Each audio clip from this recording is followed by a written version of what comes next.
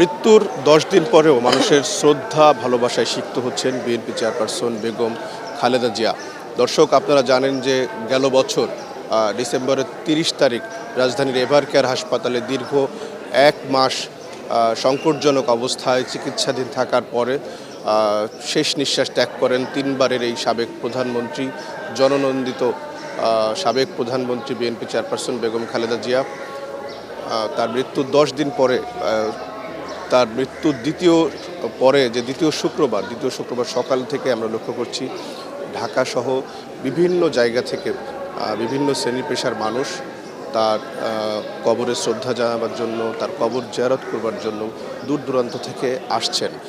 আমরা এই মানুষগুলোর সাথে কথা বলেছি, তারা বলছিলেন যে জননন্দিত তিনবারের এই সাবেক প্রধানমন্ত্রী গণতন্ত্রের জন্য, বাংলাদেশের জন্য যে নিরলসভাবে লড়াই সংগ্রাম করেছেন, বাংলাদেশকে তিনি যতটা দিয়েছেন, তার মৃত্যুর পর এই মানুষগুলো তাকে যথাযথভাবে তাকে স্মরণ করার জন্য, তাকে শ্রদ্ধা জানাবার জন্যই মূলত তার এই জিয়া উদ্যানে তার কবর ঘিরে শ্রদ্ধা জানাবার জন্য আসছেন। আরও একটি বিশেষ বিষয় তারা বলছেন যে দীর্ঘ ফ্যাসিবাদী সরকারের শাসন আমলে তিনি যে জুলুম নির্যাতনের শিকার হয়েছেন, এই মানুষগুলোর ভিতরে এক ধরনের আক্ষেপ আমরা দেখছি। তারা সেই আক্ষেপের কথাগুলো বলছেন আমাদের, যেহেতু দীর্ঘ সময় লড়াই সংগ্রাম করেছেন, কিন্তু যখন গণতন্ত্রের একটি সুবাতাস দেশে বইতে শুরু করেছে, যখন ফ্যাসিবাদের পতন হয়েছে, তখনই তার চলে যাওয়াটা একটা বড় ধরনের শূন্যতা বলেই কিন্তু মানুষ মনে করছেন।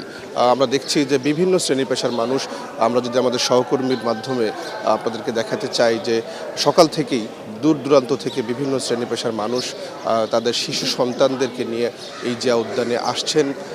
তারা ফুল নিয়ে আসছেন, এখানে কত কিছু ফুল নিয়ে এসে জিয়া উদ্যানে খালেদা জিয়ার কবরের পাশে কিছুক্ষণ নীরবে দাঁড়িয়ে থাকছেন, সূরা ফাতিহা পাঠ করছেন, সূরা ইখলাস পাঠ করে এই নেত্রীর জন্য তারা বিভিন্ন দোয়া করছেন। আমরা একটু সরাসরি সেই সব মানুষদের সাথেই কথা বলতে চাই, যে তারা আসলে তাদের মনের ভাবটা একটু বুঝতে চায়, যে তারা কেন তার মৃত্যুর পরেও এই কবর ঘিরে এত আগ্রহ তাদের ভেতরে কেন, আমরা একটু শুনতে চাই। আপনার কাছ থেকে একটু জানতে চাইবো যে আপনি কোন এলাকা থেকে এসেছেন? তিনি তো মারা গেছেন, অনেক দিন হয়ে গেল, আজকে কেন এসেছিলেন, কেন তাকে অনুভব করছেন? উনি অনেক গুণ আছে, উনির গুণের কোনো শেষ নাই। আমাদের দেশ স্বাধীন করছে জিয়াউর রহমান, একজন মুক্তিযোদ্ধার স্ত্রী, সে বাংলাদেশের জন্য বহুত কিছু করছেন, তার ভিতরে খুব মায়া ছিল।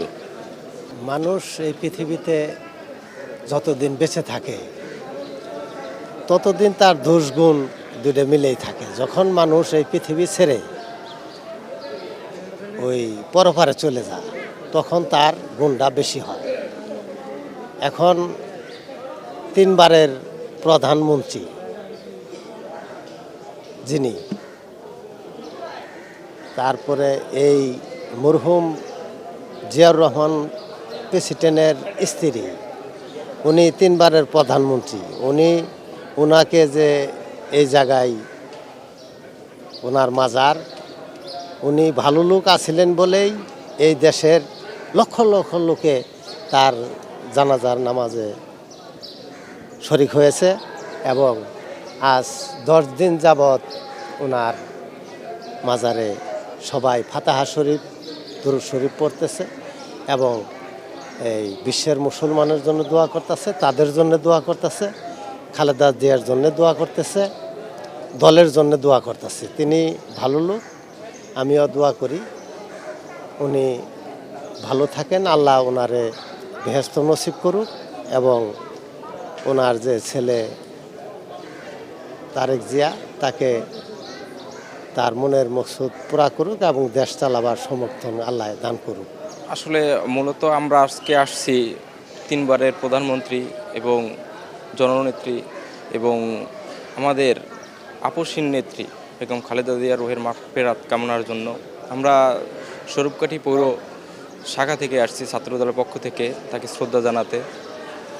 আসলে আমরা, সে নাই, সশরীরে নাই, কিন্তু সে আমাদের অন্তরে আছে, সে আমাদের থাকবে চিরকাল, এবং এদেশের কোটি মানুষের হৃদয়ে।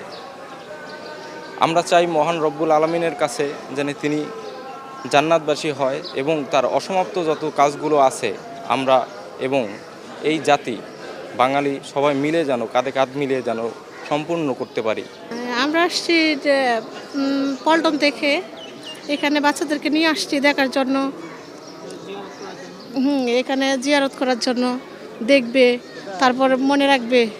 বাচ্চাদেরকে নিয়ে আসার মূল উদ্দেশ্য জিয়ারত করার জন্য। আজকে শুক্রবারের দিন ফ্রি আছে, এই জন্য একটু জিয়ারত করে গেলাম।